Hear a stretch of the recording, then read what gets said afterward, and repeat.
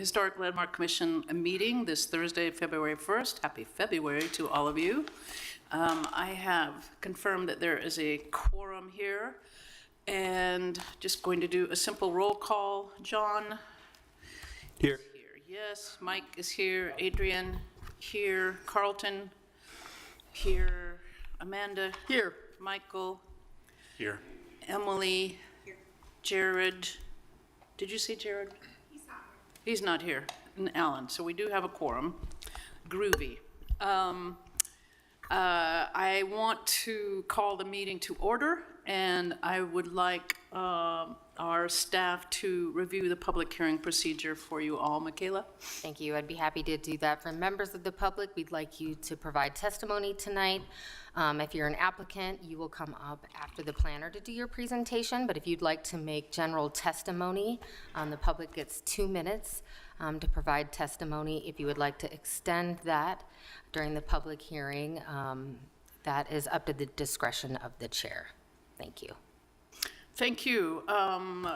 We need to approve the minutes from the previous meeting. I was not here, but I would like a motion. All right. Mike? Just a reminder to speak into your microphone with your microphone. Yes, I can make a motion All right. to approve the minutes from last meeting. All right. Do I have a second? Second. Groovy. All right. We have a first and second, so I have to do a roll call vote. And John? Yes. Mike? Yes.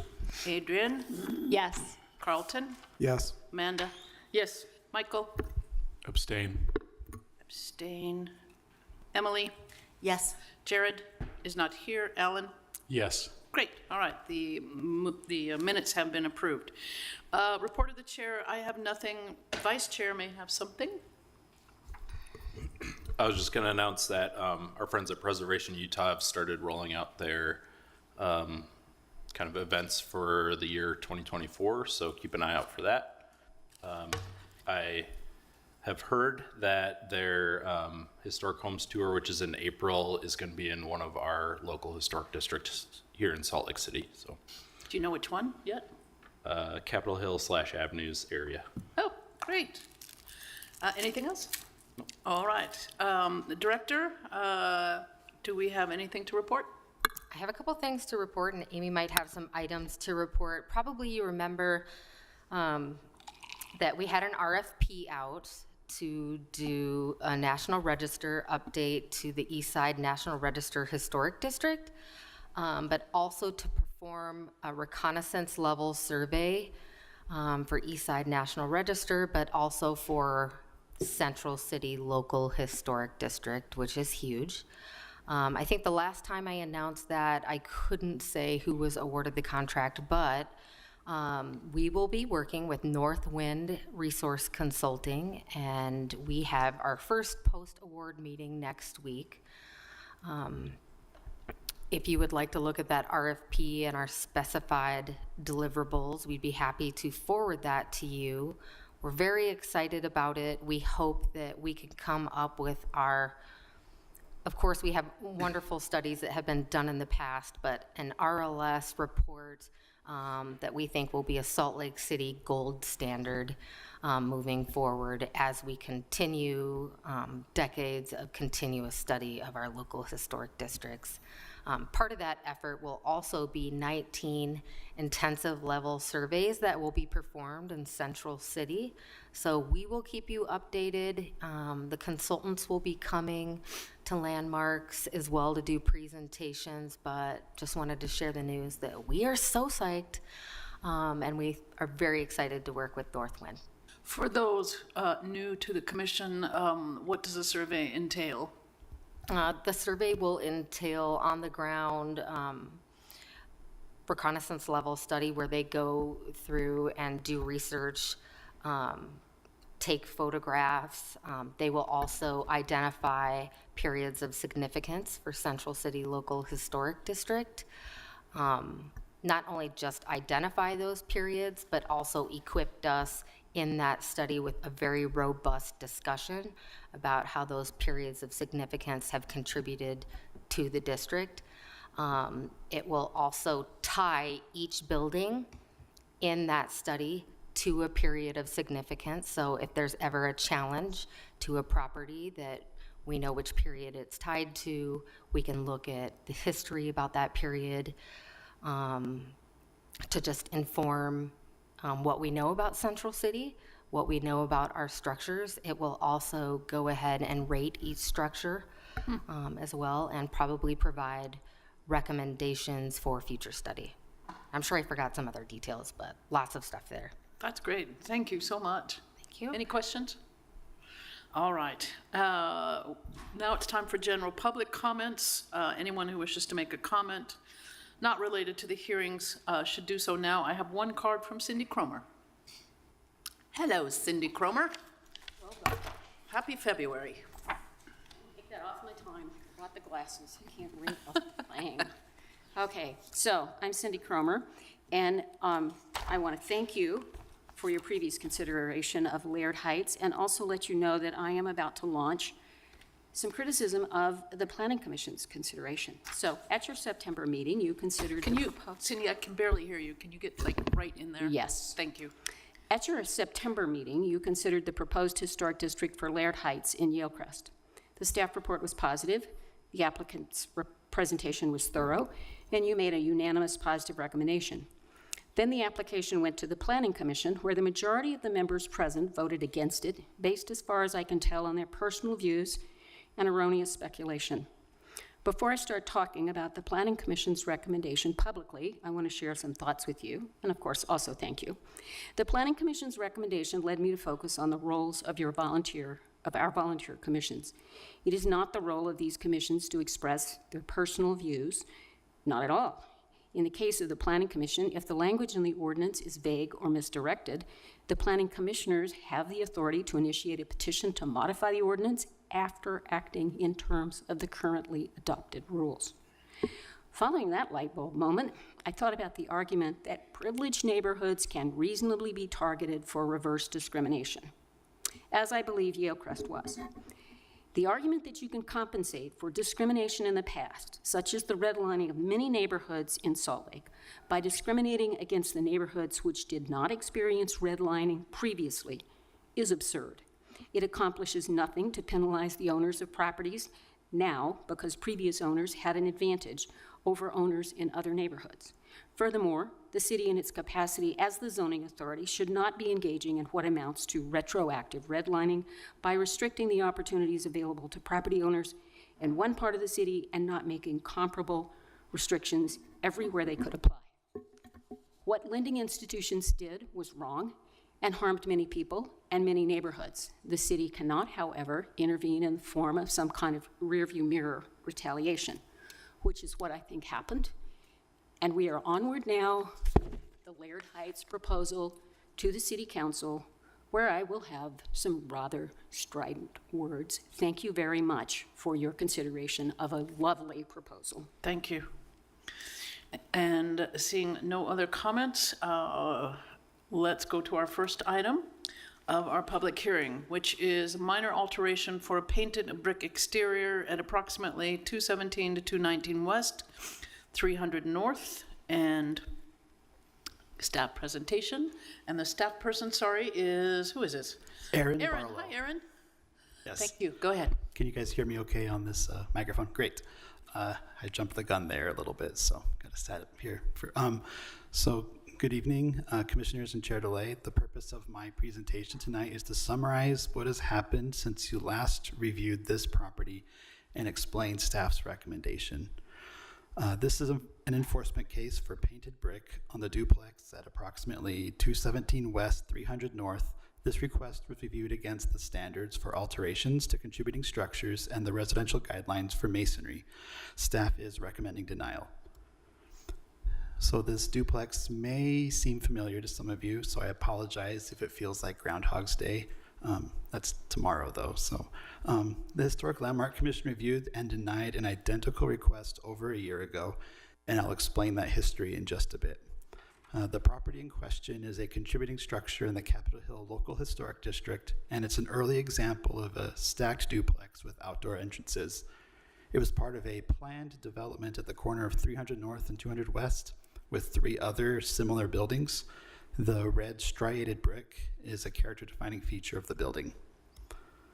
All right, so this slide includes photos of the property from 1955, the 2006 survey, and there are also shots of the applicant's test areas that were also included in the report.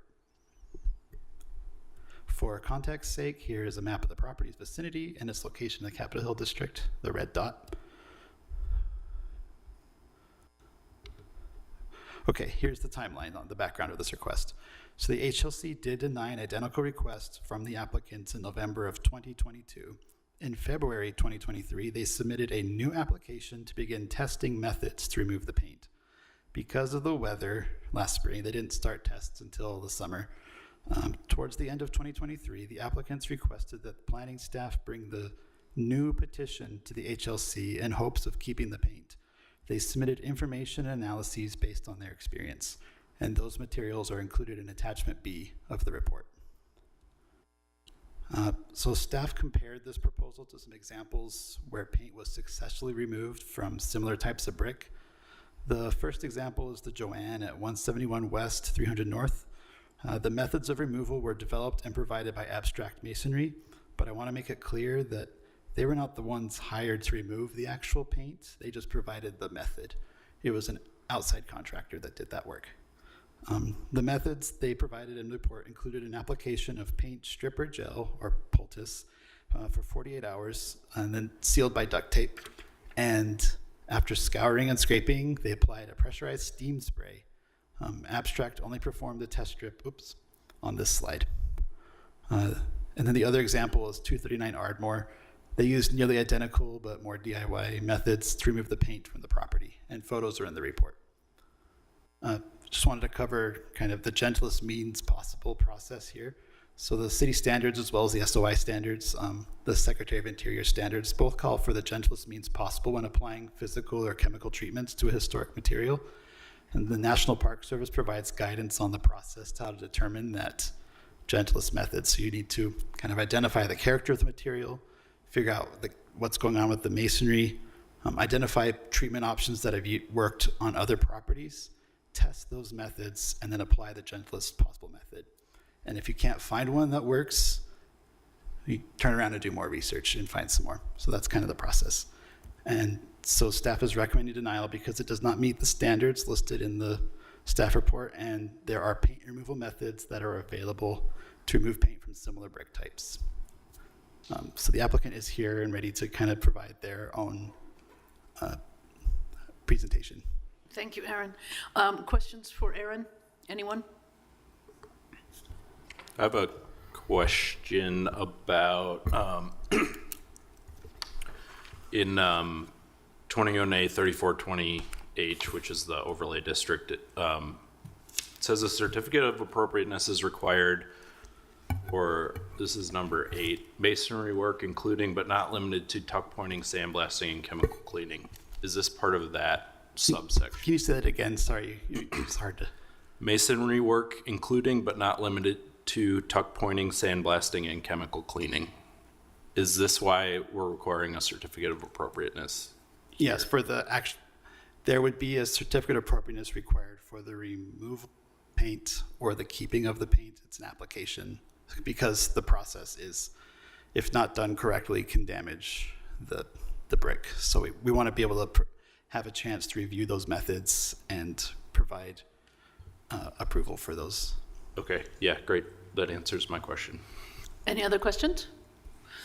All right, then we'll have the applicant come forward. Joshua Eaton is the applicant, and the applicant has 10 minutes.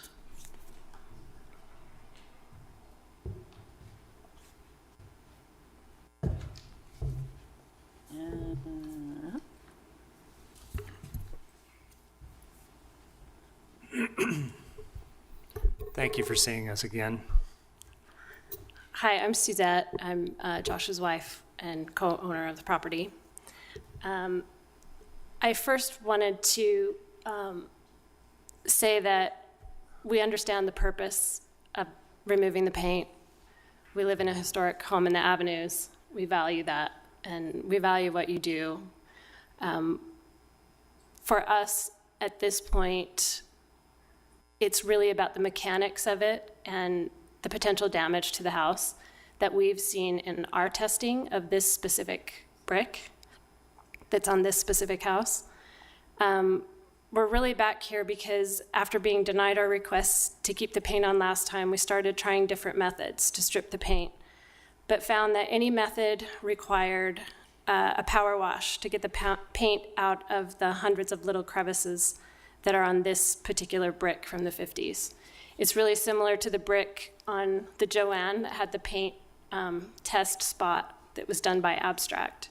And that little 12 by 12 inch spot by Abstract, I'm not sure how many hours Abstract spent on that, but either it was a lot of hours on that little spot, or the paint, or the paint's different, or the mortar's different than our space. The power washing, even on the low settings, removes a significant amount of the mortar between the bricks, the original mortar. I think that the Joanne's mortar, my understanding is that it wasn't in as good of shape as ours. The mortar on our house is actually in really good shape. But it melts like butter when you put any kind of power washing on it, even on the lowest setting. After the chemicals. After the chemicals, yes. It appears likely that we will have to repoint most of the house if we use a power washer. And that process is not as simple as repointing seems pretty simple, but we have Jake, who has been a mason for 45 years, here with us today to explain that process to you.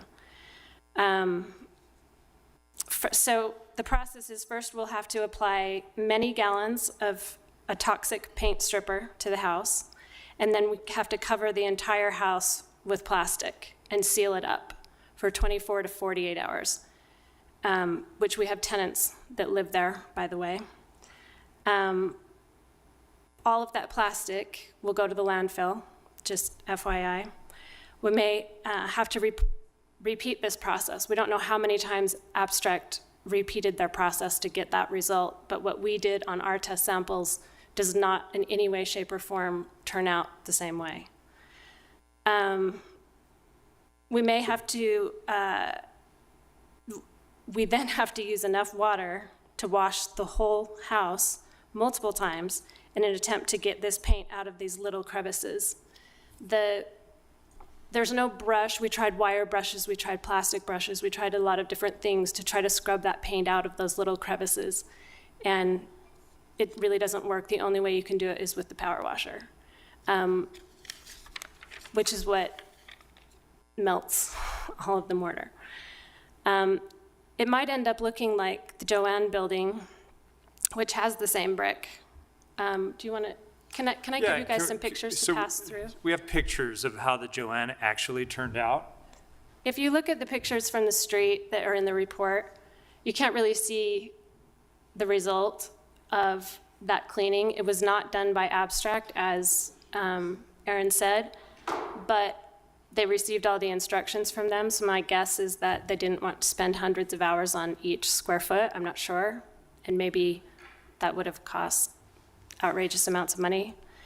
You can see what a terrible result the Joanne ended up with. Pictures from the street are a little misleading. Up close, you can see the brick is ragged, discolored with the remaining paint in the crevices, and now it just looks run down. The brick is an eyesore, and instead of returning this building to its historic look, it just looks shabby. It looks really shabby when you walk by there. I think it's a really sad case of this whole process. And I think my hope is that it could be done better than that, but we really don't know. We don't know if the brick is exactly the same. And the mortar, we don't know the answers on those things. So I'm very concerned that, number one, we're using tons of toxic chemicals, plastic and water. Number two, we'll lose much of our original mortar, which is in good shape right now. And number three, we won't be able to get all of the paint off anyway, leaving us with an eyesore that looks like it hasn't been taken care of. Josh. So basically, it's going to cost, $40,000 to $60,000 to remove the paint. and then you have to repoint it. And if you repoint it, you have to have a certain amount of mortar removed in order for the mortar to stay. And it's never going to adhere correctly unless you have enough mortar. But our big concern is that we are going to be severely hurting the value of our home because we are going to have to repoint, and it's never going to look good again. But we're so concerned with how the repointing is going to turn out that we brought a masonry expert just to talk about how the repointing doesn't quite work well. So this is Jake Unez, and he has been in the business for 45 years and has restored many historic buildings. And we just wanted to bring him to explain how repointing can cause faulting. And so. Okay, like they said, I've been in business for 45 years. State your name, please. For the My name record. is Jake Unis, last name is Oenes. Like I said, I've been a contractor up in the Ogden area. I've worked on quite a few projects similar to this. And I work with the commission there. Sue Wilkerson is on the commission in Ogden, and I've worked personally with her. And my experience when you power wash something like this, you're going to have the mortar, and every building's different, okay?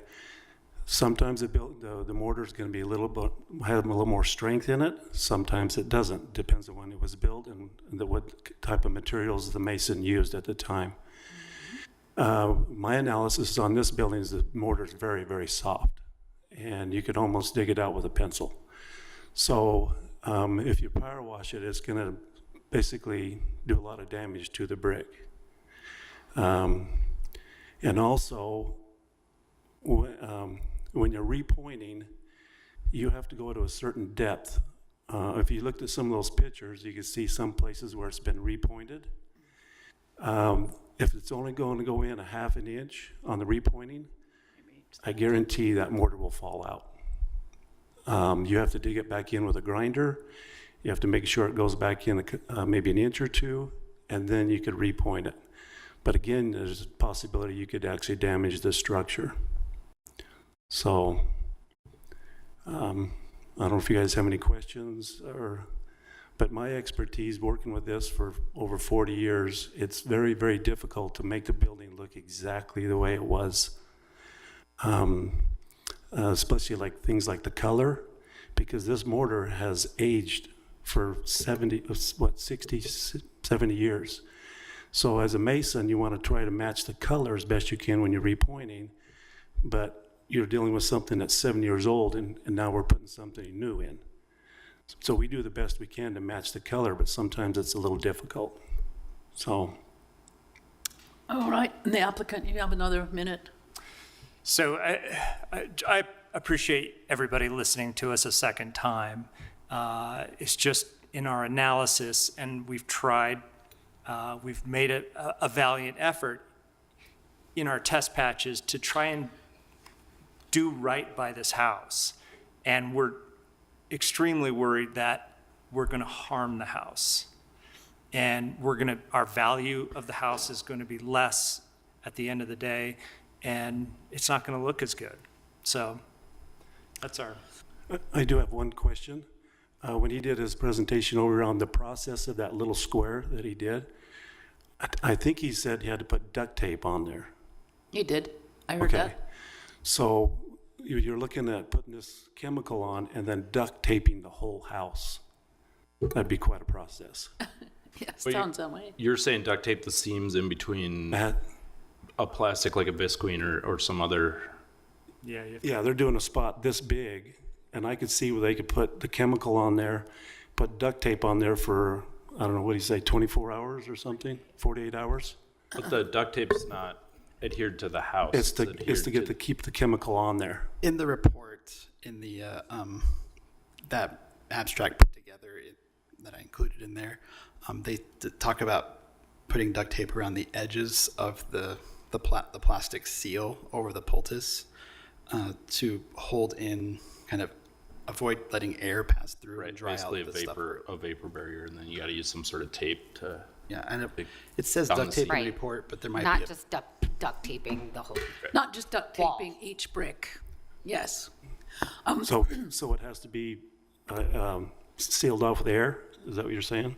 that's just to avoid like air passing through and drying out the gel before it That makes sense. fully affects Yeah. the paint. That would be, for a small spot, that's feasible. But to do a whole house like that, I don't know how you could get it that airtight. I just, common sense is what I'm thinking. Do any of the commissioners have any questions for the applicant? I'm Emily. I have a lot of questions. this is the first time I'm hearing of this matter, but I do have a lot of questions. I'll start with, is this your home or is it an investment property? It's a rental. Okay. All right. Okay, so I took John Lambert's class at Snow College on masonry restoration. I know how difficult and sloppy and messy and what a horrible hardship that it is. But why did you paint it? It got painted right before we bought the house. And so Oh, that's, and then we found out a couple years after that it was not supposed to be painted. I have some more questions. In the supporting documents, there's a letter from Preserve Partners. Is that you? No, it's just my husband and I that are owners. We don't have a, This references the owners of the Bigelow and the Chapman. that's. That's not you. And no. this is, and as far as that planned bunch of fourplexes in that area, this is the only one that you're the owners of? Correct. Okay. I think that was included because that was part of the report when they tested patches on the Joanne, because that was owned by Preserve. Oh, okay. Any other questions, commissioners? All right. Okay. You've submitted 2 examples of bids in your supporting documents. One is from the undisputed brainiac of masonry, John Lambert, and the other one is some guys from the Home Depot parking lot. And it's standard practice to get like 3 bids and go for that Goldilocks zone. Where's our Goldilocks zone in this? Those are not our bids. Those are from, I think, aren't the ones in there from the other. Yeah, I think that's a Looking in similar attachment. situation. It wasn't their bids, it was a similar That situation. was from the Joanne, Yeah. when got they were that? doing those tests, the test was done by Abstract. My point is I don't feel like those 2 bids are comparable to one another. Yeah. Can I say one thing? One thing I was going to say is the folks that did the Home Depot parking lot method, they had a lot more success than what happened with the Joanne. The other home that's pictured in the report, I went there yesterday just to look at it up close, and it's not in my pictures. Those are the Joanne pictures. The other home has smooth brick. It does not have the striations the same as this brick. So I kind of feel like it's apples and oranges. Is that the right thing to say? Because that brick is smooth, and it actually turned out decent. And I thought it was a good example of what could be done. And I think it's a positive example of this process and getting the paint removed. But our test patches that we're doing are just horrendous. And all of that mortar is melting out, which is our biggest fear, and an enormous cost, because it's not just repointing, it's grinding the mortar out and doing it right. Because we're not wealthy people and have lots of properties. We're not whatever partners. This is a huge hardship for us, but we want to do it right. We don't want to do a crap job like the Joanne. But I'm sorry I said that. That's what it looks like to me. We did have three different contractors come in and help us with our test patches. So, not great success though. I'm just looking at these photos of the Joanne, and I probably should have gone there today, but I didn't do that in person. I mean, it looks like everything above like eye height was done pretty well, or it looks pretty good, I guess you could say.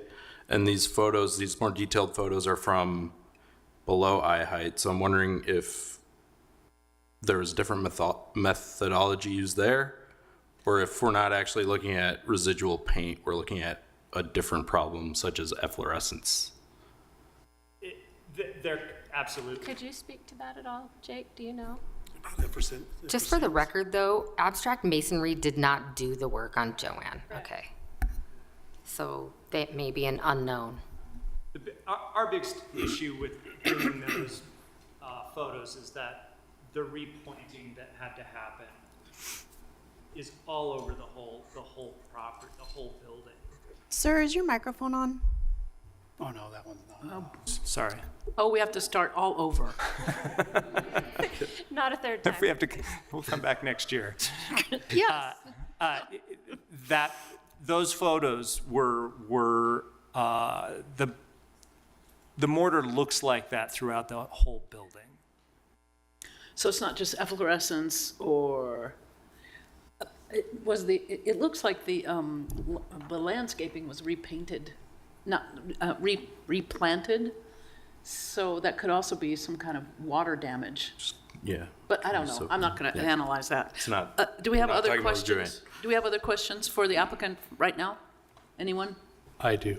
Okay, Um, go ahead. Yeah, so first of all, I look at the Joanne. I've walked by these properties before this case ever came up, and I noticed like the Joanne does not look as good as it did before that whole thing happened.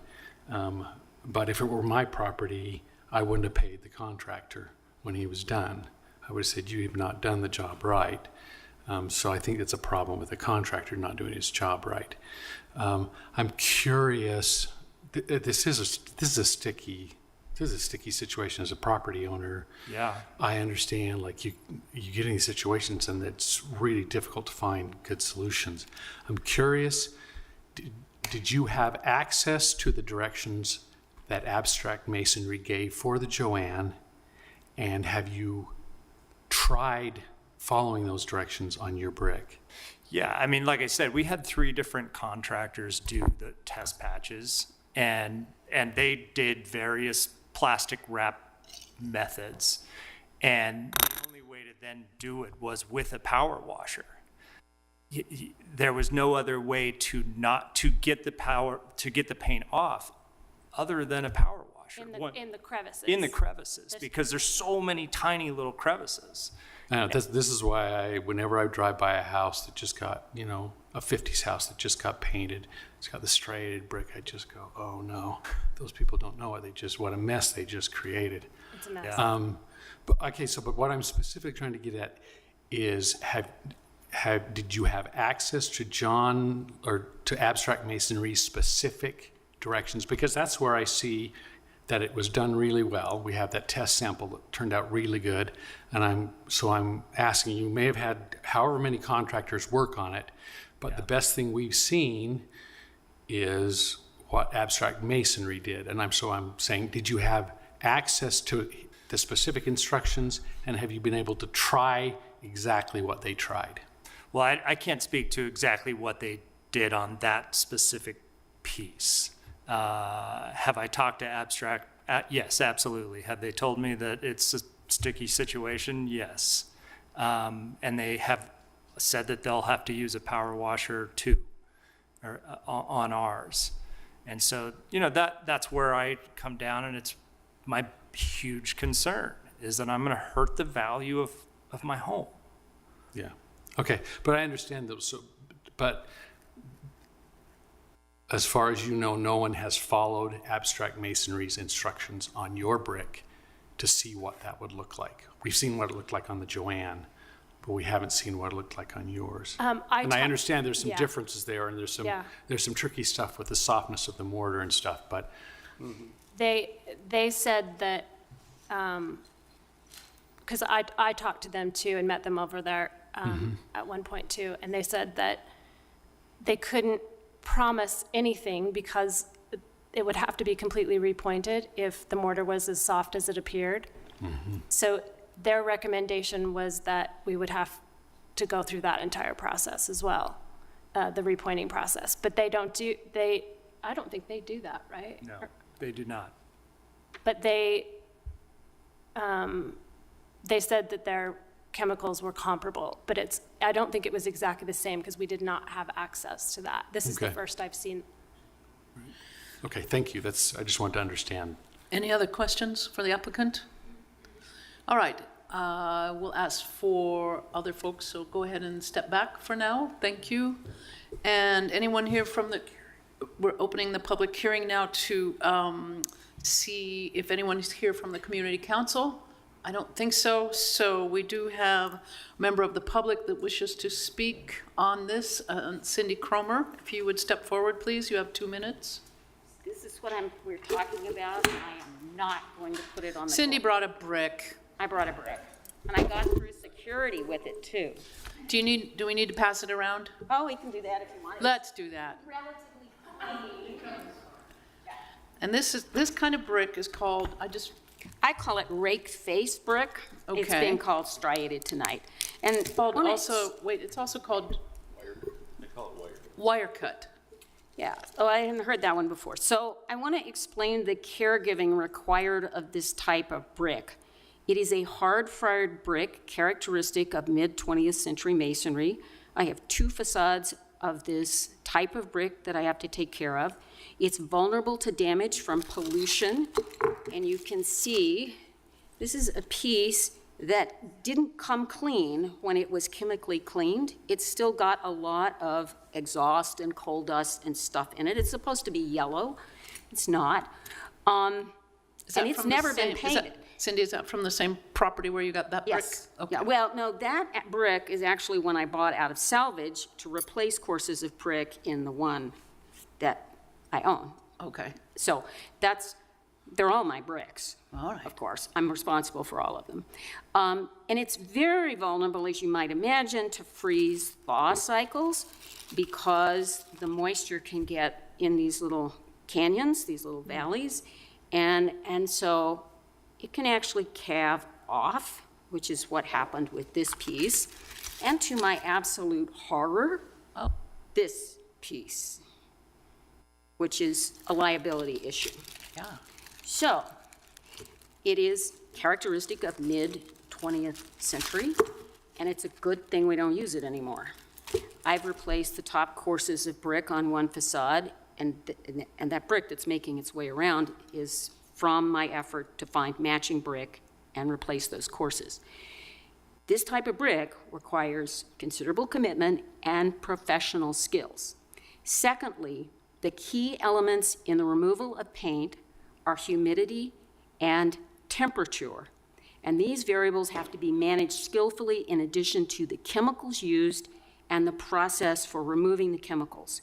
This is a place where skill really counts, technology counts, and yes, I have covered the entire front facade of a building in visqueen and red duct tape, and I've covered an entire building in plastic and duct tape. So it is what you have to do. They look great now. I look older as a result of the efforts. Finally, there's a waiting list for qualified masonry contractors because of the work on the temple right now. Oh, huh. And that work is getting extended, and it is cramping the style of people like me who would like to move along before we die.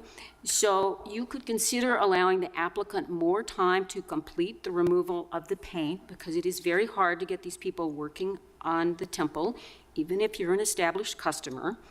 In the meantime, you need to intervene so that they stop damaging this building, because this is, I mean, everybody recognizes that adobe is hard to work with, so is this brick. Didn't know. Thanks. Thank you. That was educational. Did you know that? I did not. I need my brick back. Oh, please give Cindy her brick back. All right. You'd be amazed at what is a brick. All right. Let's see. Any discussion here? There's no more public hearing. No more people willing to speak, I'm guessing. You do? Come on up. Do you have a card? Okay. Well, please state your name for the record.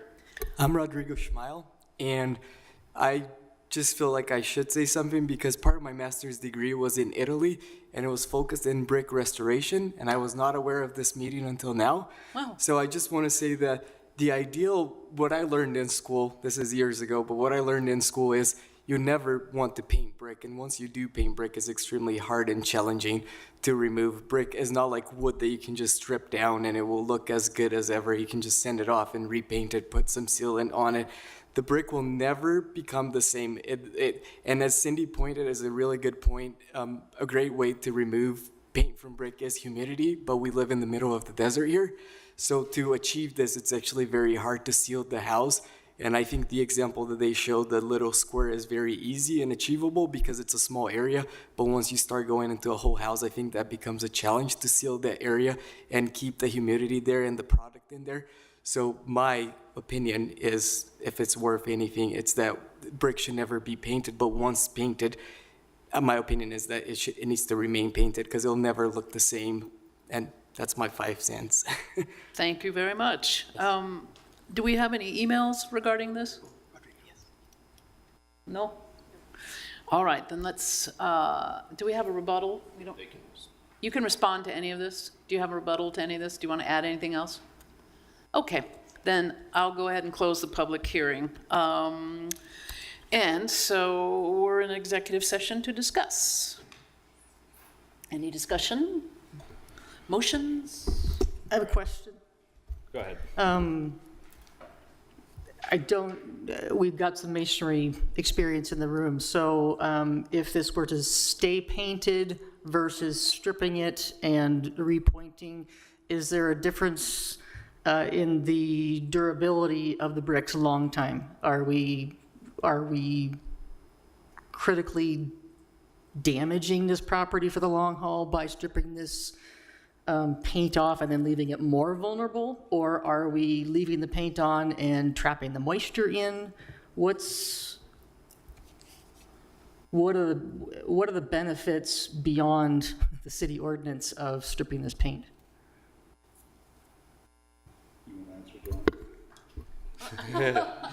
Well, okay, in my mind, here's the problem with, They're in executive session right now.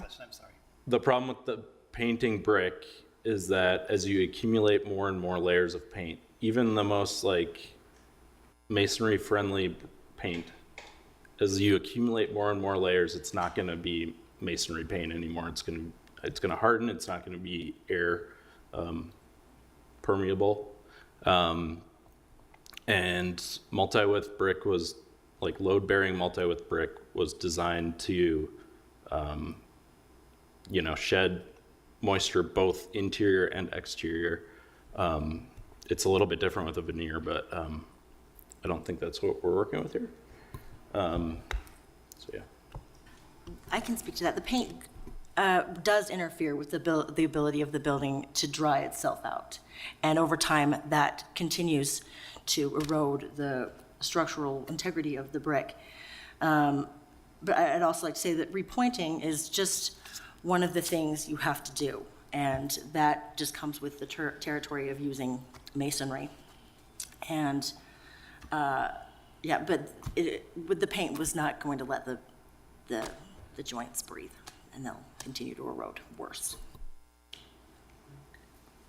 Anything else, commissioners? What strikes me,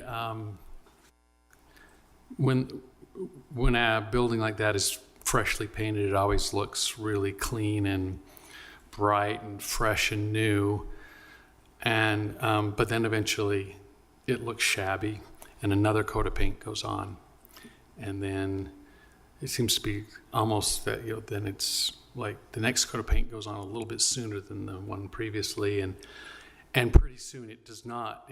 It doesn't look fresh and clean. It has thick layers of paint that obscure the striations in the brick in this case, and you get peeling paint, and it ends up, painted brick ends up looking, eventually it's going to look worse than it ever did without paint, because layers on layers of paint end up just never looking good. And so eventually, if you want it to look good, you have to strip the paint off. And so it seems to me like long-term, that's what this building needs, is the paint to be stripped off. And And the real issue here is then it has to be repointed. Maybe the fact that it has soft mortar makes it easier to repoint than if it, actually I'm sure it does, makes it easier to repoint than if it had a real hard mortar, because that mortar is easier to rake out of the joints. But it is a huge expense, and I think I could see allowing more time for the owners to accomplish this, as long as, you know, the end goal is that we have a, you know, that we have a brick brought back to something like its historic appearance. And even like with the Joanne, like, I don't love how it looks, but if that's paint residue on that brick will only look better with time, because that paint residue will wear off, and eventually it'll look, you know, essentially like new again. But if I paint it and I paint it and I paint it, then it will never look good. It will look good for just like short periods of time. So, which I think is one of the reasons that, you know, it's a bad idea to paint brick at all. But I am sensitive to kind of the dilemma that these homeowners have found themselves in, purchasing a property that the former owner had made this mistake with. And so offering them some kind of, I think, cushion to get the work done, I think would make sense to me. I think also, you know, getting the very best advice, the very best expertise in to do it, because it's a tricky situation. In the end, probably ends up saving money, and you get a better result than if you go with someone who has less experience in the intricacies of these kinds of problems. So, Yeah. I have a random question of staff. Could an owner, if this is brought forward and they were faced with a $100,000 cost of removing paint, could they opt to say, well, hell with that, I'm just going to put siding on it? No, we wouldn't allow that. them to put siding. Interesting. Yeah, the ordinance doesn't allow covering historic materials. Okay, thank you. Other This is probably a thoughts? staff question too. So is the remediation of this paint covered by any kinds of historic tax credits? Are there any local grants that they can use to offset some of this onerous cost? We don't administer anything like that. If they would like to speak with SHPO to see if they could get any sort of tax credits. it seems to me there's no question that that historic tax credits would apply for removal of paint from brick that is on a contributing building in a historic district. I think there's no question about it. Could they sue the previous owner, Counselor?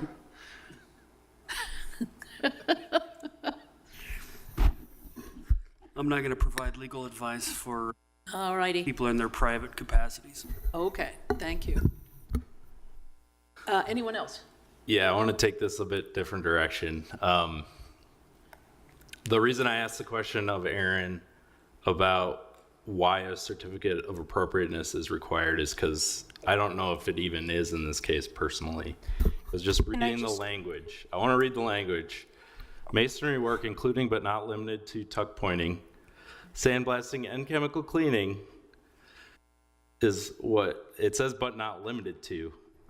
But I wouldn't even call this masonry work. I would call this painting. So can I jump in? Yeah. You're reading from the Please. the codified ordinance, and we have a newly adopted ordinance, Ordinance 67 of 2023, that's been in your Dropbox.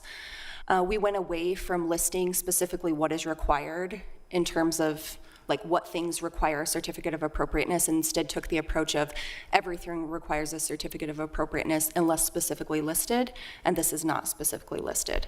Great. That's So very that good ordinance news. is in your last month's Dropbox, 67 of 2023. Okay, thanks. Yeah, I was going to say that language is not very concise. That's It's why they very changed vague. it. Yes. Anything else? I'll also state that it is in the preservations material packet Dropbox as well. So Thank it's in a you. couple of different locations. So I should look at the Dropbox and not Google the municipal ordinance anymore. Yes, apparently. Anything else? Our actions here, we can approve with conditions, deny, continue, or table. So I'm looking for a motion from any commission member. Bum, bum, bum, bum, bum, bum, bum, bum, bum, bum, bum, bum, ba-da-da-da-da-da. Before I make the motion, just a comment in that, from personal experience, I have a 100-year-old house. It's a 2 blocks outside of the historic landmark area. The house was painted before we moved in, and it either needs to be repainted, or the paint needs to come off and it needs to be completely repointed. Okay, so the comment about the mortar being very, very weak, I can use my eye pencil to gouge out. So in large projects, unoccupied projects, water pressure is easy. You know, you do it and you don't have any moisture problems on the inside of the building. The carriage house, I think, was kind of a good example of that. It wasn't occupied, so it was easy to take care of the brick, and any water that was on the inside, it wasn't occupied. It was basically, you know, a garage, basically. So it was okay to take care of. The really tricky parts are in houses. You can't use that method because, you know, the mortar is so porous in our neighborhoods, by and large, that so any kind of water pressure that can't work. So what is So steam then- pressure? Well, what's that? What's the difference between that and steam washing? Well, both of them, in my opinion, you're introducing water into the cavity, therefore into the occupied house. Oh, okay. So the only option that's available is this chemical. Goo. Yeah, and you know, and on a smooth face brick, it works pretty well. Pretty well. But it's still, you're going to have some flecks in there, and it takes a ton of time to gouge it out. You do the wire face brick or the striated brick, whatever it wants to be called, you've got a million crevices and stuff, so it's just even harder to do. And after all of that, then you have to repoint as well. So I struggle with this in that you know, 40 to 60,000 just for the removal, and then on top of that, you're going to have to repoint. Now, I disagree with the gentleman about, you know, taking out all of the grout is structural. Now, the brick is going to stand up without any mortar. If it's braced, it's basically a brick weave, and then you close off the mortar so that it's watertight. But that's a lot of money. I don't know how much it is to repoint. I'm going to have to do that myself. It's just, and so that's, I don't know, $70,000, $80,000. That's a lot of money. So the commissioner side of me, we know what's written, and it doesn't meet any of the requirements. It just doesn't. You know, the other side of me is like, you know, hearing from the applicants about we want to do right by the house. I struggle with that because there's you know, what we're saying is imposing a burden onto the owners. So, despite that, I will make a motion. Hold. Is it time for a motion? Yeah, go ahead and do that, and then we'll discuss, okay? Make a motion, we'll get a right. second, and then we'll discuss. So despite that, I'm going to have a motion to deny consistent with the staff recommendation based on the information presented and the discussion. I move that the commission deny this application because this proposal does not comply with the standards necessary for approval, the standards that we have to live by. I second that. Great, now we can have discussion, and you had something to discuss. As far as lifetime ownership costs are concerned, brick should have a pretty low lifetime maintenance cost, but as a painted building, it's probably going to run you $30,000, $40,000 to paint it every time it needs a paint job every 10 or 15 years. So as far as lifetime maintenance costs are concerned, you might as well nip this in the bud before it starts looking dingy, is how I feel about it. Okay, anyone else to discuss? A comment. It feels punitive because this wasn't an intentional act. It wasn't like they said, oh, we got a new property and we'd like to have it white instead of this ugly brick, for example. When they purchased the property, they didn't know that the property was in violation. And so if money were not an issue, and you had all the time in the world, it sounds like these applicants, or these owners would be more than happy to do right by the property.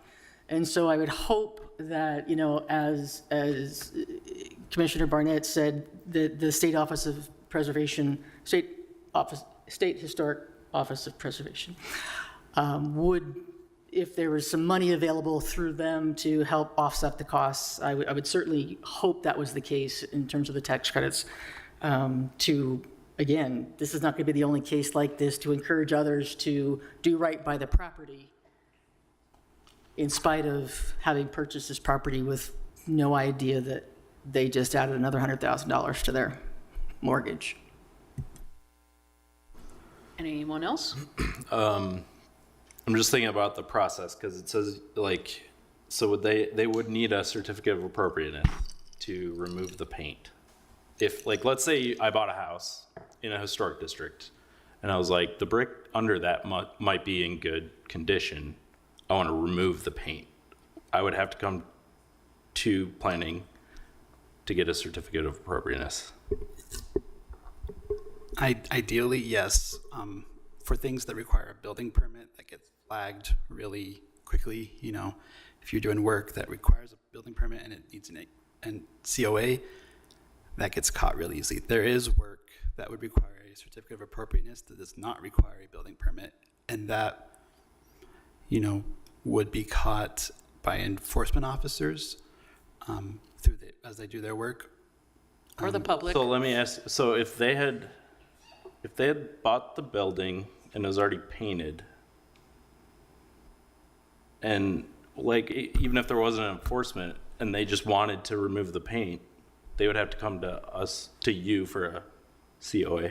That's correct. That's correct. And So then we would be reviewing their removal method. Absolutely. Absolutely. And we might be, one of our findings in that review might be, this is actually doing a lot of damage to this building. Depending on the method. So we might actually deny the certificate of appropriateness for the removal in that case. If the method was harmful to the building, yes. Perhaps, of course. Well, and John, to your point, about the same time that this came up, there was another house that was painted where the brick was very porous and was liable to fall apart. And we made that very decision that the worst course of action was to remove the paint. That was Adobe brick, wasn't it? Yeah. It's all a case-by-case basis. We're working with different materials, different bricks, different ages of buildings. But yes, there have been times where the commission, thanks for bringing that up, Commissioner Getz, where it is just too harmful, right? Someone had power washed the building. I think in that case, several times, it was so porous. It had been painted over, et cetera, et cetera. Anyone else? Commissioner Uwanowski's comment about if someone came to us with a COA for removal and it was a method that maybe was harsh. We have had similar instances where someone's applied for a COA to remove the paint from the brick, and we've worked with them on, you know, hey, this method, you know, doesn't seem like this is working on the test spot that you've shown us, and we've provided guidance and materials to them so we can get them to a point where we can approve the removal. So that wouldn't necessarily have to come to the commission. It could be just a counter or whatever staff approval. Right, yeah, like I think the difference there is someone's coming to us to ask to remove the paint, where this case, someone's asking to keep the paint on the building. And this is coming to you because you've seen it before as well. It was, if that was kind of staff decision there to make sure you saw it before, we should show it to you again. I just wanted to say one quick thing about tax credits. I can't say for sure that this property is eligible, but if it is eligible, it would actually probably be eligible for both federal and state tax credits, which is 40% of the cost. So I just want to mention that as well. Great. Any other comments before we vote? We have a motion to deny on the floor. It's been seconded, so I'm going to do a roll call vote. John? No. Mike? Yes. Adrian? No, a sigh is not a vote. Can you come back to me? You could abstain. Abstain. All right. Carlton? Abstain. I'll abstain as well. Amanda? Aye. You said aye. Okay, sorry. Michael? Nay. Aye. That was an aye? Nay. Oh, that was a nay. No. Okay. Emily? Aye. Emily is an aye. Alan Aye. is an aye. And I'm supposed to vote? Great. I'm going to abstain. Thank you. We have 3 abstentions, 2 noes, and 4 yeses. The motion passes. All right. Thank you. You can leave now if you want, or hang out for the next one. All right. Moving on. Let's begin again here with a new motion. Not a new motion, sorry, new hearing. So we have minor alteration for window replacement at approximately 182 North N Street. N as in Nancy. Rodrigo Schmiel and Jason Bresley, the property owners. And the staff on this one is, who is the staff on this? Grant. Hi, Grant. Hi. Okay. Go ahead. Thank you so much. Good evening, Commissioners. My name is Grant Amon. I will be representing this minor alteration application. The project site is 182 North N Street, which is a triplex that is considered contributing in the Avenues Local Historic District. Oh, thank you. There we go. Sorry about that. This is my first slide. There's my second. Thank you for that. Again, yeah, contributing in the Avenues Local Historic District. The applicant is requesting a certificate of appropriateness for the replacement of windows along 9 primary elevations. This, as well as an enforcement case, the proposed alterations are already complete. The applicant is requesting a certificate for the replacement of 18 windows, 5 of which are on the rear of the structure and 13 of which are along side elevations. I will detail staff analysis in the slides to come, and staff is recommending approval of the proposal. First, for context, the site is located directly south of the Salt Lake City Cemetery in the Avenues, and the corner property sitting directly between the subject property and the cemetery is Salt Lake Monument, a longstanding gravestone maker for the cemetery. Here is the west elevation in front of the house. Today we will mostly be talking about the northern, southern, and eastern elevations. Here's the northern elevation along with the installed windows in question in the photo on the right. The photos on the left were taken in 2016 in this slide and the slides to come. As you can see in the photo on the left, the low operations of Salt Lake Monument, that business directly north, allow the subject property to be visible from the corner of the right-of-way there.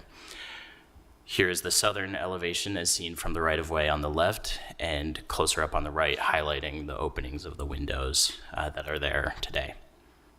Here's the east elevation, which is not visible from the right-of-way. This is the 5 windows in the back. Here are 2 historic photos of the subject property, one from 1977 on the left and one from 2003. The key considerations used to analyze compliance are 1, analysis of appropriate replacement windows, 2, alterations to secondary elevations, and 3, minor alteration elevations and standards. First, the replacement windows. Staff evaluates replacement windows on a case-by-case basis. If the window is considered beyond repair, staff will work on an appropriate replacement window. Because this certificate of appropriateness is being sought after alterations were already performed, staff was not able to evaluate the original windows. This being said, the replacement windows installed generally meet the considerations of appropriate windows. While vinyl in nature, the alterations did not modify the original opening and were recessed in a fashion to maintain its approximate previous position. The windows are similar in design and size and were installed correctly with no changes in the window-to-wall ratio. Second, staff analyzed and considered factors given that the alterations are on secondary elevations.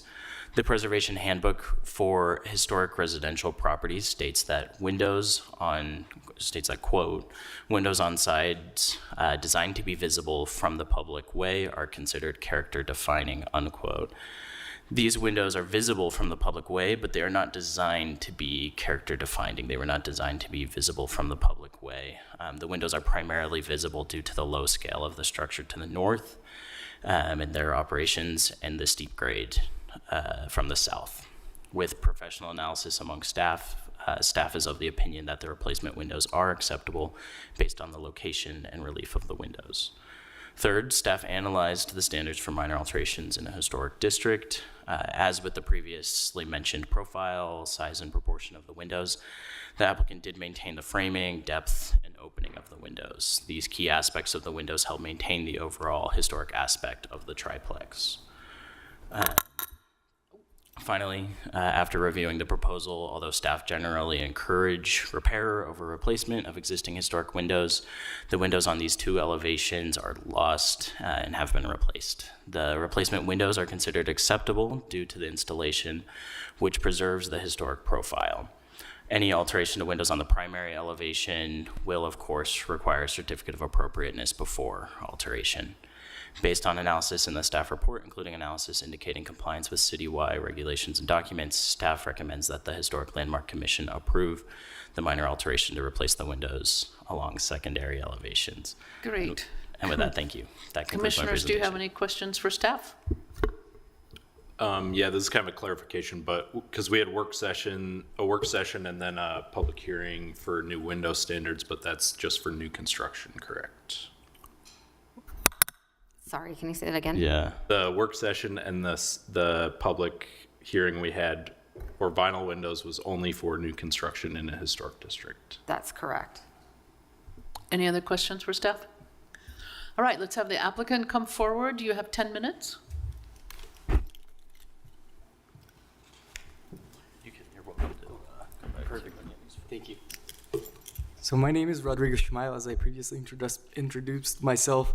When we first purchased the property, it was extremely dilapidated and the windows were non-operable on the side of the house where our tenants were occupying the rooms.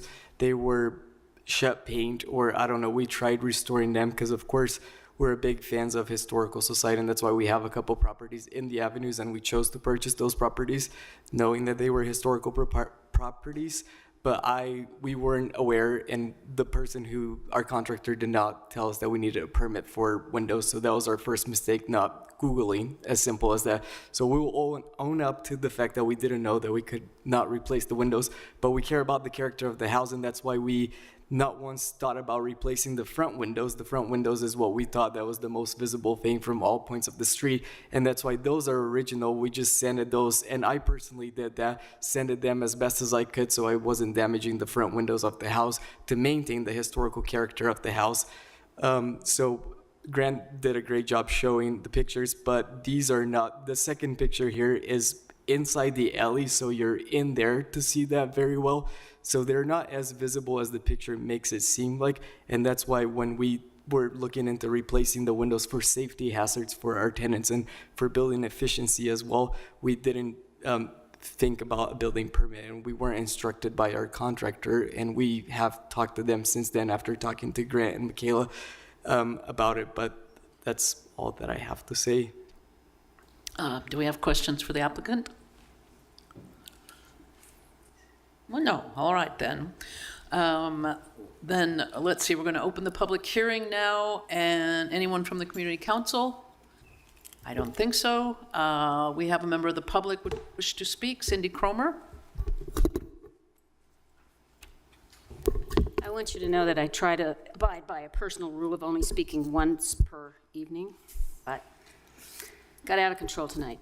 So the building at 182 North Inn has two prominent facades, the one facing In Street and the north facade, which is highly visible from the public right-of-way because of the deep setback on the commercial building to the north. So it has two prominent facades. Please address both prominent facades in your decision. I'm going to separate my remarks into what surprises me and what I know to be true. I have almost 50 years of experience working with historic wood windows. I am surprised that the windows on the west facade could be rehabilitated, but none of the windows on the other facades could be. The fact that the windows were painted shut is not justification to remove them. I actually intentionally paint windows shut where their proximity to porches and sidewalks presents a security risk to myself and my tenants. I know that I can remove the paint in the future. I have tools to do that. What I know to be true about these windows is that no choice could be worse than black vinyl for durability. These are short-term replacement windows, which will not respond well to ultraviolet light. I am concerned that there appears to be more work completed on this building than just the removal of the windows. The soffit appears to be new material, as does material on the porch. The historic fascia has been retained. The photo from the survey does not show the soffit, at least not that I could tell, but it does show the detail on the porch. Finally, as someone who works on historic buildings, I'm mourn the loss of the historic glass which could have been reused in new wood windows or in old wood windows by someone else replicating the historic character accurately. Thanks. Thank you. I have no other cards, so staff, do we have any emails regarding this? Nope. All right then, I'm going to close the public hearing.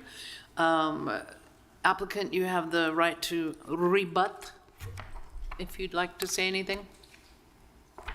Nope. All righty then. Quick, just to comment, I understand that the side should be, it's not a corner property. In my understanding, that main facade is facing the street. The setback when it comes to the cemetery, can I just go back really quick? It shows how, if we're treating that as a main facade, then we also need a new fencing there because the fencing is falling apart. So I just don't quite agree with considering that as a main facade of the building, especially when there's lots of trees around as well that during more than half of the time during the year they are being covered by trees. But that's just my comment to respond to Cindy's comment. Thank you. All right, so now we are in executive session. Does anybody have any comments, commissioners? And if not, then I'd be looking for a motion. You have comments, all right. So, I do agree with the staff recommendation, but Cindy is dead on, as always.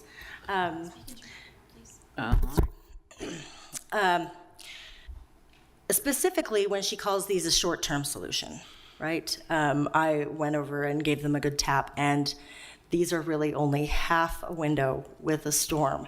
So they are, in fact, less efficient than the old ones. I was a member of the NFRC. I've been making windows for a really long time. Yeah, it is a short-term solution. And the window you threw away was better than the one you put here. But you put, I mean, that's all I've got to say for this.